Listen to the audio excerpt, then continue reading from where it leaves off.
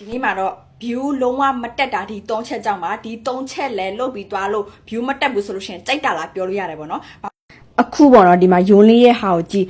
914ပဲတက်တယ်ပေါ့နော်ဒါကကြောင့်ယွန်းလေးလုတ်တာမားသွားလို့ပေါ့နော်ယွန်းလေးကောင်းကောင်းမလို့မလုတ်လိုက်လို့ view တွေကနည်းသွားတာပေါ့နော်တကယ်လို့ပေါ့နော်ရှင်တို့တွေ view တက်ချင်တယ်ဆိုလို့ရှိရင်ဒီအချက်3ချက်ကိုလုတ်ပေးရမှာဖြစ်ပါတယ်ပေါ့နော်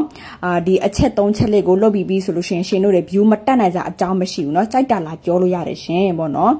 နောက်တစ်ချက်ကကြတော့